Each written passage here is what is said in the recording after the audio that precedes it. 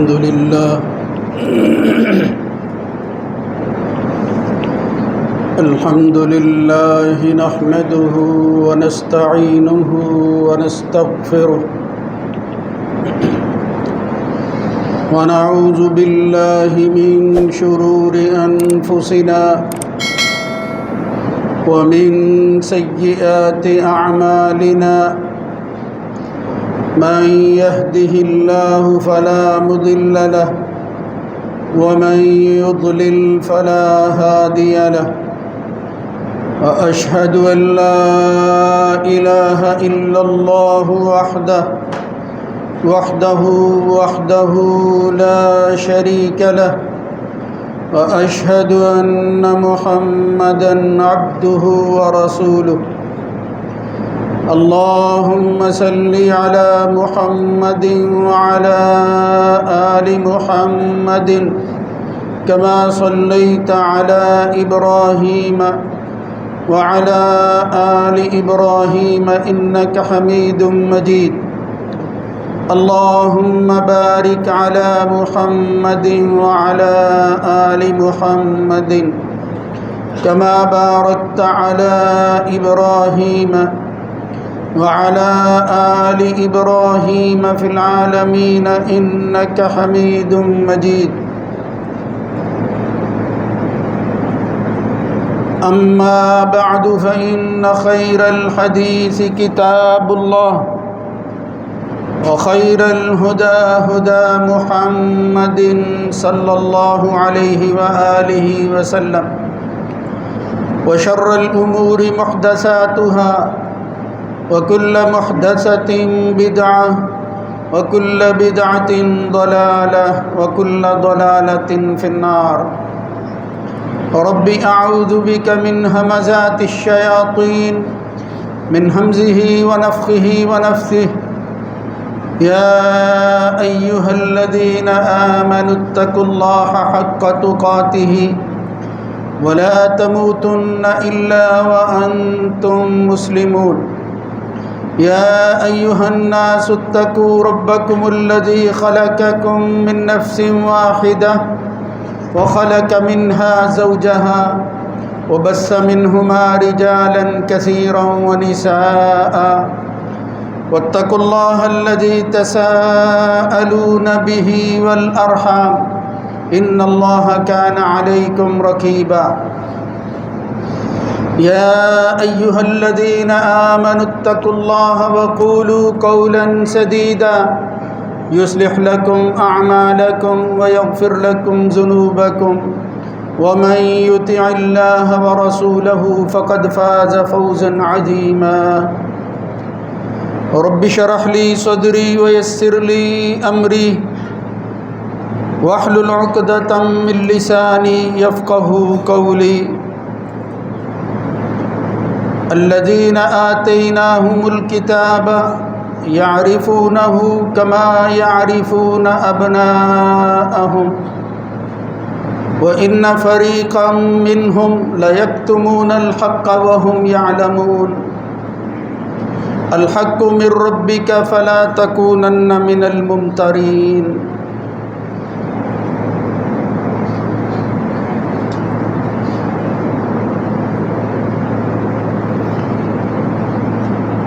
وہ لوگ جن کو ہم نے کتاب دی ہے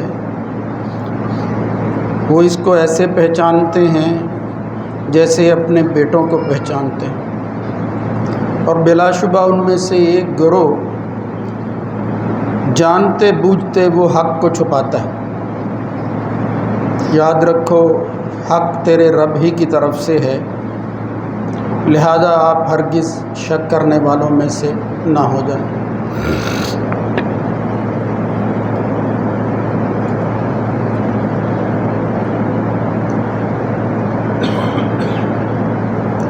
اللہ رب العزت کی حمد و ثنا کے بعد درود و سلام سید الرسل سید ولد آدم خاتم النبیین جناب محمد الرسول اللہ صلی اللہ علیہ وآلہ وسلم کی ذات گرامی پر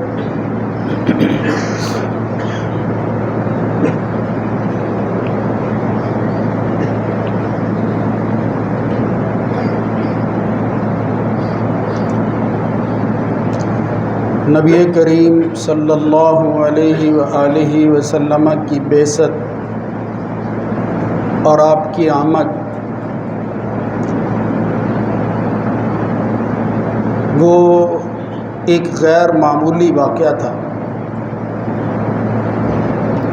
ہر پیغمبر کی بعثت اور ان کی آمد وہ معمول سے ہٹ کر ہوتی ہے، مگر اس آخری رسول اور پیغمبر کی تشریف آوری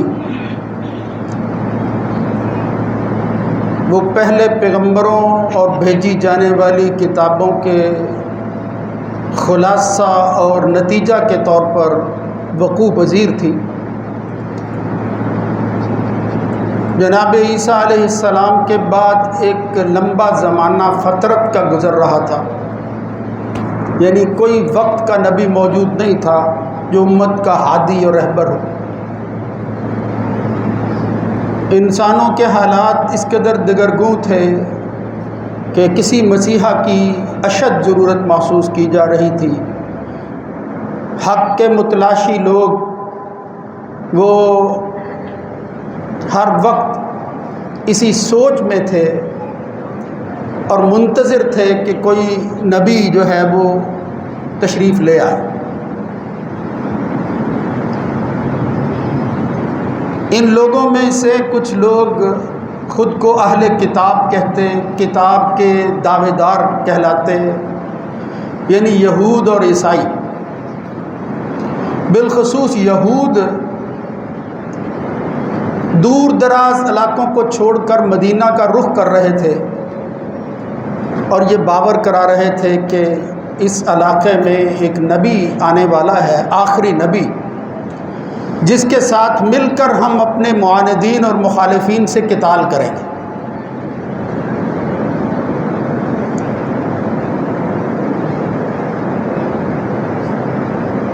رسول اللہ صلی اللہ علیہ وسلم کی بعثت اور تشریف آوری کے بعد بدقسمتی سمجھ لیجئے، ان کی محرومی کہہ لیجئے کہ یہی گروہ بالخصوص یہود کا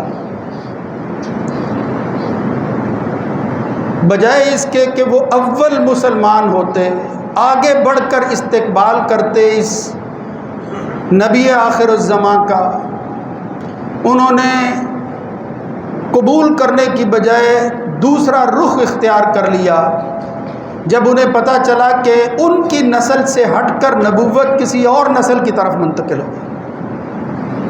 اس کو بھی وہ ایک نسلی فخر اور تعصب سمجھتے تھے، لہذا انہوں نے اس کو برداشت نہ کیا اور حق کا انکار کر دیا۔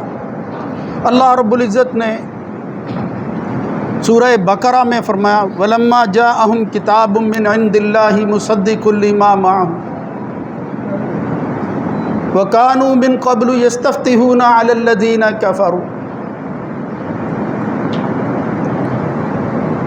جب ان کے پاس یہ کتاب آئی، کتاب من عند اللہ مصدق لما معہم، جو پہلی ہی کتاب کی مصدق اور تصدیق کرنے والی تھی، اور جو پیغمبر لے کر آیا وَكَانُوا مِن قَبْلُ يَسْتَفْتِحُونَ عَلَى الَّذِينَ كَفَرُوا، وہ کافروں پر اس سے پہلے یہ دعویٰ کیا کرتے تھے کہ وہ فتح حاصل کریں گے اس نبی کے ساتھ مل کر، ان کو مغلوب کر دیں گے۔ فَلَمَّا جَاءَهُم مَّا عَرَفُوا، جب وہ نبی آیا کتاب لے کر تو انہوں نے اس کتاب اور صاحب کتاب کی ما عرفوا، پہچاننے کے باوجود کفروا بھی، اس کا انکار کر دیا۔ اللہ نے فرمایا اس سے بڑی زیادتی کوئی نہیں ہو سکتی۔ حق تمہیں معلوم تھا کہ یہ نبی آ چکا ہے جس کے تم منتظر تھے، لیکن صرف نسل کی تبدیلی کی وجہ سے تم منکر ہو بیٹھے ہو۔ فلعنۃ اللہ علی الکافرین، پھر ایسے منکروں پر اللہ کی لعنت اور پھٹکار پڑتی۔ بئس ما اشتروا بہ انفسهم ان یکفروا، بہت گھاٹے کا سودا کیا ہے انہوں نے۔ ان یکفروا بما انزل اللہ بغیا ان ینزل اللہ من فضلہ علی من یشاء من عبادہ۔ پھر اللہ نے وہ ساری آیات سورہ بقرہ میں ان یہود کی حرکات و سکنات اور ان کی کرتوتوں کے حوالے سے بیان کی ہے۔ آگے فرمایا وَلَمَّا جَاءَهُمْ كِتَابٌ مِّنْ عِندِ اللَّهِ مُصَدِّقٌ لِّمَا مَعَهُمْ نَبَذَ فَرِيقٌ مِّنَ الَّذِينَ أُوتُوا الْكِتَابَ كِتَابَ اللَّهِ، بجائے اس کے کہ وہ غنیمت سمجھتے اور پھر اس کتاب کا پرچار اور تبلیغ کرتے، نبذ فریق، ایک گروہ، مطلب سارے نہیں تھے، حق کے ساتھ بھی کچھ ٹھہرے۔ مثلا عبداللہ ابن سلام جیسا یہودی عظیم عالم تھا، اللہ نے شرح صدر دیا، سعادت مندی تھی، مسلمان ہو گئے، لیکن میں نبذ فریق من الذین اوتوا الکتاب کتاب اللہ کی کتاب کو پس پشت کتاب اللہ وراء ظہورہم، اور کأنہم لا یعلمون، وہ تو یوں باور کروانے لگے جس طرح ان کو علم ہی نہیں تھا کہ کوئی نبی آنا ہے، یا یہ نبی وہی ہے جس کی آمد کا وہ انتظار کر رہے تھے۔ تو یہود کی یہ حرکت، ان کا انکار اہل کتاب میں سے خاص طور پر اللہ رب العزت نے ان کی مذمت کے طور پر بیان فرمایا ہے۔ یہاں میں نے جو آیت پڑھی ہے سورہ بقرہ ہی کی ہے، 2 آیتیں ہیں، فرمایا الذین آتیناہم الکتاب، یہ اہل کتاب جن کو کتاب دی گئی وہ اس نبی کو ایسے پہچانتے تھے، یعرفونہ کما یعرفون ابناءہم، جس طرح بندہ اپنی اولاد کو، بیٹوں کو پہچانتا ہے، شک کوئی نہیں ہوتا۔ وَإِنَّ فَرِيقًا مِّنْهُمْ لَيَكْتُمُونَ الْحَقَّ، مگر انہوں نے کیا کیا؟ حق کو چھپا دیا، انہوں نے کہا کہ یہ وہ نبی نہیں ہے۔ اللہ فرماتا ہے ان کے انکار کی وجہ سے حق نہیں چھپ سکتا، اللہ ایسے لوگوں کو پیدا کر دے گا۔ ان کا خیال یہ تھا کہ اصل کتاب، مذہبی لوگ، یہ اللہ سے نسبت رکھنے والے تو ہم ہیں، اور کون اس کا ساتھ دے گا؟ ہم منکر ہو جائیں گے، لوگ ہمارے ساتھ مل جائیں گے۔ یہ پہلے بھی ہم ہی سے مان کر، ہم ہی سے سن کر تو اس کا انتظار کر رہے تھے۔ اللہ نے فرمایا حق یہودیوں کا محتاج نہیں ہے، حق کسی بڑے نام کا محتاج نہیں ہے، بڑا نام بنتا ہے اس حق کی وجہ سے، نہ کہ حق کو کوئی فائدہ ہوتا ہے کسی بڑے نام سے۔ الحق من ربک فلا تکونن من الممترین، قربان جائیں اللہ رب العزت کے نظام کے، کہاں وہ بڑے بڑے سردار اور اپنے آپ کو مذہبی عالم شمار کرنے والے، باور کرانے والے، کہاں یہ بدو حبشی قسم کے لوگ، قربان جائیں اللہ رب العزت جب عزت دینے پر آتا ہے پھر سرداروں کے انکار پر ان کی سرداریاں سلامت نہیں رہتی۔ یہ بدو اور حبشی وہ جنت کے اندر اللہ کے رسول سے پہلے پہنچے ہوئے حضور کا استقبال کر رہے ہوتے ہیں، بڑی شان ہوتی ہے یہ ایمان کی وجہ سے، اور پھر پھٹکار پڑتی ہے اس کفر کی وجہ سے۔ ہمارے ہاں سیرت کے حوالے سے ایک موضوع زیر بحث رہتا ہے، ہمارے مسلمان علماء بھی اپنے مخالفین کے مقابلہ میں بڑا اس پر کام کرتے ہیں، ضرورت بھی ہوتی ہے، لیکن وہ چیزیں ڈیبیٹ کی حد تک، مناظرانہ رنگ ہے۔ وہ کیا کرتے ہیں کہ بھئی آپ ہمارے نبی کو مانیں، تمہاری کتابوں میں ہمارے نبی کا تذکرہ ہے، بعثت رسول یا آمد رسول کا تذکرہ کتب سماویہ کے اندر کس طرح ہے، پھر پیش کی جاتی ہیں دلیلیں، بے شمار آیتیں۔ ذہن میں یہ سوال بھی آتا ہے، پھر وہ بھی اعتراض کرتے ہیں کہ بھئی ایک طرف تم ہماری کتابوں کو مانتے نہیں، دوسری طرف حوالے دیتے ہو کہ ان میں فلاں موجود ہے، تو وہ الزام کے طور پر کہتے ہیں کہ ہم تو منکر ہیں، تم تو ان کتابوں کو مانے ہوئے ہو۔ یہ تحریف شدہ کتابوں میں اب بھی اشارات موجود ہیں کہ آخری نبی آنا تھا، اس کی یہ نشانیاں ہیں، اور پھر اس کی یہ صفات ہیں جو کتابوں میں موجود ہیں۔ لیکن بدقسمتی ہے کہ آسمانی کتابوں میں عام طور پر ناموں کو تبدیل نہیں کیا جاتا۔ یہ اس وقت ہمارے پاس تورات اور انجیل یا بائبل کی شکل میں جو مجموعہ ہے، اس میں ان لوگوں نے ٹرانسلیشن کرتے کرتے تراجم کے اندر ناموں کے بھی معنی کر دیے ہیں۔ یعنی مقصود کیا تھا؟ مقصود یہ تھا کہ الجھاؤ پیدا ہو، پتہ نہ چلے کہ وہی چیز جو قرآن بیان کرتا ہے یہ تو پہلی کتابوں میں بھی ہے۔ مثال کے طور پر اس میں سے ایک بڑا نام جو ان کی کتابوں میں فارکولیت کے نام سے مشہور ہے، پیراسلیٹ کوئی ترجمہ وغیرہ اس طرح کا کرتے ہیں، ویسے وہ یونانی لفظ ہے، تو جب ان سے بات کی جاتی ہے کہ دیکھو فارکولیت کا معنی کیا ہے، وہی جو عیسیٰ نے احمد کا نام لیا تھا یہ فارکولیت ہی تو ہے، لیکن پھر وہ انکار کر دیتے ہیں، وہ کہتے ہیں نہیں اس کا مطلب یہ فارکولیت نہیں ہے۔ بعض پادریوں نے اپنے آپ کو نجات دہندہ پیغمبر کی جگہ پر لا کھڑا کیا، انہوں نے کہا فارکولیت تو ہمارا لقب ہے۔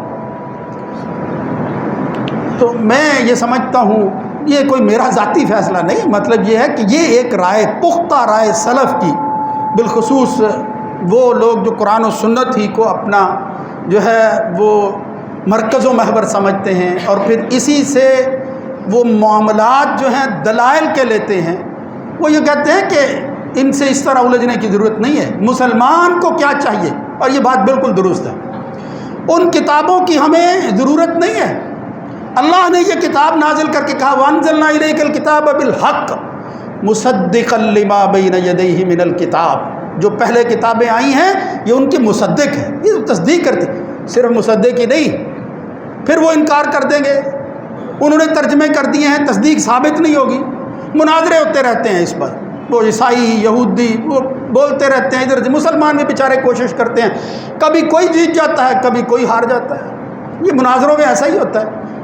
لیکن صحیح رویہ یہ ہے یار اس کتاب میں ہمیں تو کوئی شک نہیں ہے، ہم تو دیکھیں اللہ کے رسول کی سیرت کے حوالہ سے یہ جاننا کہ پہلی کتابوں میں اس نبی کا تذکرہ تھا یا نہیں، نہ بھی ہو، یہ قرآن اگر اس نبی کی تصدیق کرتا ہے یہ کافی تھا، لیکن اللہ رب العزت نے ان کتابوں کے حوالے دے کر ذکر کیا ہے کہ یہ وہی نبی ہے جس کا ذکر میں نے جو ہے وہ اولی پیغمبر سے لے کر آخر تک جو ہے وہ جاری اور ساری رکھا ہوا۔ وَإِذْ أَخَذَ اللَّهُ مِيثَاقَ النَّبِيِّينَ لَمَا آتَيْتُكُم مِّن كِتَابٍ وَحِكْمَةٍ ثُمَّ جَاءَكُمْ رَسُولٌ مُصَدِّقٌ لِّمَا مَعَكُمْ لَتُؤْمِنُنَّ بِهِ وَلَتَنصُرُنَّهُ، دو معنی ہیں اس آیت کے، ایک تو یہ کہ ہر نبی اپنے آنے والے نبی کی تصدیق کرے کہ اگر وہ اس کی زندگی میں آ جائے اس پر ایمان لائے، لَتُؤْمِنُنَّ بِهِ وَلَتَنصُرُنَّهُ، موسیٰ عیسیٰ پر ایمان لائے اگر وہ ان کی زندگی میں آ جائے، عیسیٰ مانے محمد الرسول اللہ صلی اللہ علیہ وسلم کو اگر ان کی زندگی میں آ جائے۔ اس طرح کی ایک دوسری روایت ہے وہ بھی سہارا دیتی ہے دوسرے معنی کی، ایک تو ہے ہر پیغمبر کی بات، دوسرا یہ ہے کہ اللہ رب العزت نے تمام پیغمبروں سے یہ وعدہ لیا کہ ان کی زندگی میں اگر محمد الرسول اللہ صلی اللہ علیہ وسلم تشریف لے آئیں تو لَتُؤْمِنُنَّ بِهِ وَلَتَنصُرُنَّهُ، اس نبی پر ایمان لانا اور اس کی نصرت کرنا جو ہے اس کا میثاق پیکٹ اور وعدہ کرو، عہد کرو میرے ساتھ۔ جناب علی اور عبداللہ ابن عباس کا ایک قول وہ ابن کثیر نے ذکر کیا ہے تبری وغیرہ کے حوالہ سے، چلیں مطلب قابل قبول ہے، وہ اسی کی تصدیق کرتا ہے، اس لیے میں کہہ رہا ہوں کہ جس میں یہی معنی جو ہے انہوں نے واضح کیا کہ اللہ رب العزت نے فرمایا اگر کسی نبی کی موجودگی میں آ جاتا ہے تو وہ اس پیغمبر پر آخر پر ایمان لائے گا، ورنہ وہ ہر پیغمبر اپنی امت کو تلقین کر کے جائے گا، ہر پیغمبر کہ بھئی ایک نبی آنے والا ہے جس کا نام نامی اسم گرامی محمد صلی اللہ علیہ وآلہ وسلم ہے، اس پر ایمان لانا اور اس کا ساتھ دینا تم پر واجب اور ضروری ہے، یہ میری نبوت کی ذمہ داریوں میں سے ایک ذمہ داری ہے کہ میں تمہیں بتا کے جاؤں۔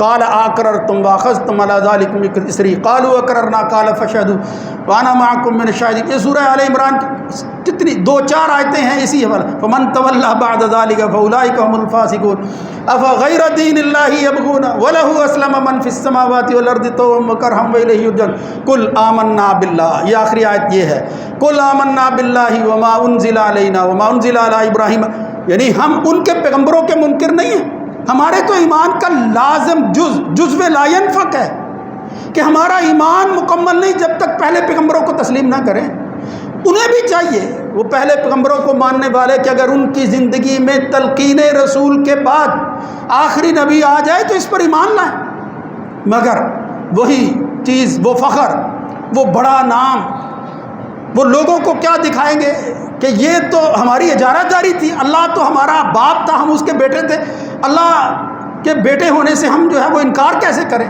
یہ انا، یہ خود غرضی، یہ دھوکہ لے بیٹھا ہے بڑی بڑی قوموں، ان کو بھی لے بیٹھا، منکر ہو گئے وہ اس بات، پھر لعنت کے مستحق ٹھہرے۔ تو میرا عرض کرنے کا مطلب یہ ہے کہ مسئلہ کوئی بھی ہو، بالخصوص یہ جو مسئلہ ہے، قرآن دیکھو کیا کہتا ہے، وَإِذْ قَالَ عِيسَى ابْنُ مَرْيَمَ، نہیں بلکہ اس سے بھی پہلے ذرا سورہ اعراف کی ایک آیت دیکھیں، الَّذِينَ يَتَّبِعُونَ الرَّسُولَ النَّبِيَّ الْأُمِّيَّ، وہ لوگ جن کی صفتیں خوبیاں بیان کی جا رہی ہیں وہ کون ہیں؟ ایک نبی امی کی تصدیق کرنے والے ہیں۔ وہ کون امی نبی ہے؟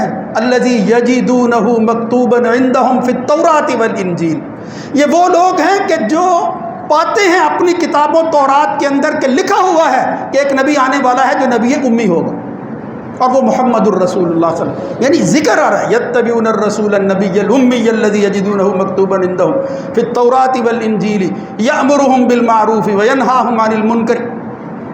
یعنی مقصود اس وقت یہ آیت کا ابتدائی حصہ ہے، ورنہ اللہ نے 10 صفتیں بیان کی ہیں اس آیت میں، 10 صفتیں محمد الرسول اللہ صلی اللہ علیہ وسلم، ایک صفت نہیں. فرمایا وہ نبی عظیم، وہ جس کی صفات سے یہ قرآن معمور ہے، یہی آیت پڑھ لو. تورات و انجیل کے اندر فارق الید کا جو بھی معنی کرو، قرآن تو یہ کہہ رہا ہے، ہم اس پر ایمان لاتے ہیں، اس میں شک نہیں ہونا چاہیے. ورنہ انسان مومن مسلمان نہیں رہتا. اگر وہ کہے کہ اس مسئلے کو میں نے پہلی کتابوں سے دیکھنا ہے، تصدیق ہے تو قبول کر لوں ورنہ نہیں کروں گا، وہ مومن نہیں ہے. قرآن کیا کہتا ہے. اور پھر میرے بھائیو سورہ صف میں تو ایک خطاب ہے عیسیٰ علیہ السلام کا، اس میں اللہ رب العزت نے عیسیٰ کی زبان سے نام لے کر کہہ دیا کہ ان کو بتا دو، یہ جو تیرے ماننے والے منکر ہوں گے ان کو بتا دو. وَإِذْ قَالَ عِيسَى ابْنُ مَرْيَمَ يَا بَنِي إِسْرَائِيلَ إِنِّي رَسُولُ اللَّهِ إِلَيْكُمْ مُصَدِّقًا لِمَا بَيْنَ يَدَيَّ مِنَ التَّوْرَاةِ، میں مصدق ہوں. وَمُبَشِّرًا بِرَسُولٍ يَأْتِي، اور خوشخبری سنانے والا ہوں تمہیں. عیسیٰ خوشخبری سناتے ہیں کس کی؟ یأتی من بعد، ایک ایسا رسول ہے جو آئے گا میرے بعد، عیسیٰ کے بعد آئے گا. یأتی من بعد اسمہ احمد، اور اس کا نام کیا ہوگا؟ احمد ہوگا. یہی وہ فارق الید ترجمہ ہے. یعنی اگر انصاف سے دیکھا جائے، اب یہ تو بندہ جب انکار ہی کر دے، ورنہ کوئی گنجائش نہیں ہے. بھئی اس قرآن کو جھٹلاؤ. جب تم نہیں جھٹلا سکتے اور اس کے باوجود تم کہتے ہو یہ پیغمبر نے خود بنا لی ہے، حالانکہ یہ بات جو ہے وہ تسلیم شدہ حقیقت ہے، تمہیں بھی معلوم ہے. تو اس قرآن میں دیکھو یہ کیا، یأتی من بعد اسمہ احمد. عیسیٰ علیہ السلام کہتے ہیں میرے بعد جو پیغمبر آئے گا اس کا نام احمد ہوگا. احمد اس کا نام لیا. وہی جو صحیح مسلم کی روایت میں حضور نے فرمایا میرے کئی نام ہیں، ان لی اسماء، انا محمد، انا احمد، انا الماحی الذی یمحو اللہ بی الکفر، انا الحاشر الذی یحشر الناس علی قدمی، انا العاقب الذی لیس بعدہ نبی. نام صفات ذکر کی محمد الرسول اللہ صلی اللہ علیہ وسلم. انہوں نے فرمایا میرا نام ایک محمد بھی ہے، احمد بھی. تو حضور کی وہ الذین یجدونہ مکتوبا والی آیت ہو، یہ آیت ہو، یہ بتاتی ہے یہ صفات ہیں، صفاتی نام ہیں. محمد الرسول اللہ صلی اللہ علیہ وسلم ہی کا ذکر ہے. آگے پیچھے سے دیکھیں تذکرہ یہی ہو رہا ہے. اور پھر روایتیں دیکھیں، وہ حضرت عطاء ابن یسار کہتے ہیں میں نے عبداللہ ابن عمر ابن عاص سے پوچھا کہ تورات کے اندر حضور کی کوئی صفت ہے؟ فرمایا واللہ انہ لموصوف فی التورات ببعض صفاتہ فی القرآن. اللہ نے قرآن مجید میں جو صفات بیان فرمائی ان میں سے بہت سی یا بعض وہ تورات میں موجود ہیں. یا ایھا النبی انا ارسلناک شاہدا ومبشرا ونذیرا، صحیح مسلم کی روایت ہے. عبداللہ ابن عمر ابن عاص بیان کر رہے ہیں، بتا رہے ہیں کہ یہ تورات میں ہے.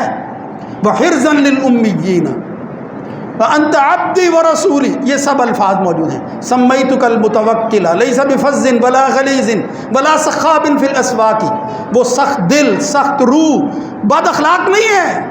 لیس بفظ ولا غلیظ ولا سخاب فی الاسواق، وہ بازاروں میں آوازیں لگاتا پھرتا عام آدمی نہیں ہے. سمیتک المتوکل، متوکل ہے، وہ نام رکھا ہوا ہے اللہ رب. لمبی روایت، مطلب اس میں بیان کیا کہ اس میں کیا کیا چیز جو ہے وہ تورات کے اندر صفات میں وہ شامل. عبداللہ ابن سلام کی ایک روایت شرح سنہ میں آتی ہے، حسن درجہ کی روایت ہے. پوچھا آپ تو عالم تھے، حضور کی صفت تورات میں ہے؟ میں واللہ. پھر کہا ہاں ان مکتوب فی التورات صفت محمد صلی اللہ علیہ وسلم، یہ محمد کی صفت لکھی ہوئی ہے. میں نے ویسے تو قبول نہیں کیا، مجھے معلوم تھا، میں منتظر تھا، یہ تو محروم ہو گئے ہیں. اور پھر ساتھ ہی کہا وَإِنَّ عِيسَىٰ يُدْفَنُ مَعَهُ، عیسیٰ علیہ السلام جب دوبارہ آئیں گے وہ ان کے ساتھ، ان کی قبر کے ساتھ ایک جگہ ہے وہاں دفن ہوں گے. یعنی یہ باتیں بیان کی عبداللہ ابن سلام رضی اللہ عنہ. وہ تمیم داری اور صہیب وہ کون تھے؟ عیسائی ہی تو تھے. یعنی صرف یہودیوں کی بات نہیں ہے، قبول کیا انہوں نے. اس لیے فرمایا ایک گروہ ہے، خواہ وہ بڑا ہی ہے، لیکن کچھ لوگ وَإِذَا سَمِعُوا مَا أُنزِلَ إِلَى الرَّسُولِ، اور کہاں حبش کا بادشاہ ہے اور کہاں یہ لوگ ہیں. تذکرہ کیا اللہ رب العزت نے کہ جب وہ ایمان کو قبول کر لیتے ہیں وَإِذَا سَمِعُوا مَا أُنزِلَ إِلَى الرَّسُولِ، جب رسول پر، یہ اس رسول پر اللہ قرآن اتارتا ہے، تو پھر سن کر کیا ترا اعینہم تفیض من الدمع مما عرفوا من الحق، حق جب ان کو سنائی دیتا ہے اور وہ سنتے ہیں قرآنی آیات کی شکل میں، ان کو سن کر وہ اپنے جذبات پر کنٹرول نہیں کر سکتے، ان کی آنکھوں سے آنسو جاری ہو جاتے ہیں، بہنا شروع ہو جاتے ہیں، آنسو بہا رہے ہیں، وہ کیا اللہ کلام کر رہے ہیں۔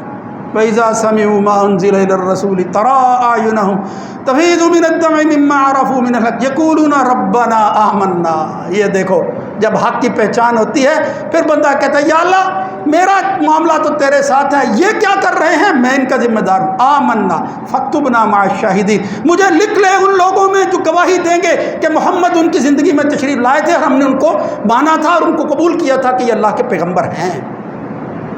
کئی روایتیں میرے بھائیوں، یہ صرف ایک ہی نہیں ہے، اور کئی روایتیں مطلب ہمارے ذخیرہ حدیث کے اندر بھی، قرآن مجید کے اندر بھی، اور پھر سورہ فتح کی وہ آخری آیت دیکھو جس میں اللہ رب العزت نے نام لے کر کہا محمد الرسول اللہ۔ کون ہے؟ والذین معہ، سبحان اللہ، محمد صرف اکیلا ہی نہیں ہے، اس کے ساتھ ایک جماعت ہوگی۔ تم سرداروں نہ مانو میرے نبی کو، لیکن یہ جو بیچارگی کی زندگی گزارنے والے ان کو عزت ملنے والی ہے، یہ کون لوگ ہیں؟ محمد الرسول اللہ والذین معہ، محمد اللہ کے رسول ہیں اور جو ان کے ساتھ ہیں۔ اشداء علی الکفار رحماء بینہم، رزم حق و باطل ہو تو فولاد ہے مومن، یہ جو فولادی قسم کے لوگ ہیں یہ محمد کے ساتھ ہیں، یہ الگ نہیں ہے۔ وہ ہلکا یارا تو بریشم کی طرح نرم، وہ اسی آیت کو جو ہے وہ ترجمہ کیا ہے رحماء بینہم۔ لیکن اگلی آیت تراہم رکعا سجدا، آپ ان کو دیکھتے ہیں وہ صرف نام کے ہی دعوے دار نہیں ہیں، رکوع سجدے میں یبتغون فضلا من اللہ ورضوانا، اللہ کے فضل کے متلاشی کبھی رکوع میں ہوتے ہیں کبھی سجدے میں ہوتے ہیں۔ سیماہم فی وجوہہم، ان کے پیشانیوں سے نظر آتے ہیں وہ نشانات، من اثر السجود، سجدے کی وجہ سے جو پڑے ہوئے ہیں، اور یہ وہ لوگ ہیں ذالک مثلہم فی التورات، یہ جو سجدے میں نشان زدہ لوگ ہیں یہ محمد اور اس کے ساتھی اللہ نے تورات میں ان کا ذکر کیا تھا۔ ذالک مثلہم فی التورات ومثلہم فی الانجیل، یہ کس طرح جو ہے وہ بنیادوں سے جو ہے وہ دین اسلام کے کام کو جو ہے وہ آگے بڑھائیں گے، اللہ نے انجیل میں اس کی مثال دی تھی، یعنی تورات میں ان کا ذکر ہے، انجیل میں مثال دے کر کہا کزرع اخرج شطأہ فآزرہ فاستغلظ، جس طرح یہ کھیتی جو ہے وہ بوئی جاتی ہے، بیج سے شروع ہوتی ہے پھل تک پہنچتی ہے، اسی طرح یہ بیج بوئیں گے پھل دیں گے یہ امت کو۔ کزرع اخرج شطأہ فآزرہ فاستغلظ فاستوى علی سوقہ، پھر یہ مثال دے کر اللہ کہتا ہے ہوگا کیا، یعجب الزراع لیغیظ بہم الکفار، اللہ کہتا ہے یہ کافر جو ہیں یہ نہ مانے، لیکن جب میں محمد اور محمد کے ساتھیوں کا ذکر کرتا ہوں یہ اپنے ہی غصے کے اندر مرے جاتے ہیں۔ لیغیظ بہم الکفار وعد اللہ الذین آمنوا وعملوا، اللہ نے ان سے وعدہ کیا ہے ایمان والوں سے کہ مغفرت ہے، بخشش ہے ان کی، اللہ معاف کرنے والا ہے اس پیغمبر اور اس کے ساتھیوں کو، اگر انسان ہونے کے ناطے کوئی خطا اور غلطی بھی ہو جاتی۔ تو عرض کرنے کا مطلب یہ تھا قرآن یہ تصدیق کرتا ہے اور ہمیں یہ تصدیق کافی ہے، کسی تحریف شدہ کتاب کی تصدیق کی ضرورت نہیں ہے۔ ہمارے ایمان کے لیے ضروری ہے کہ اللہ نے پہلی کتابوں میں جس نبی کا تذکرہ کیا تھا وہ یہی محمد صلی اللہ علیہ وآلہ وسلم ہے، جس پر ایمان لانا ہم اپنا فخر سمجھتے ہیں اور اسی کے ساتھ آخرت میں اٹھنا اپنے لیے ایک اعزاز سمجھتے ہیں۔ اقول قولی ھذا استغفر اللہ لی ولکم۔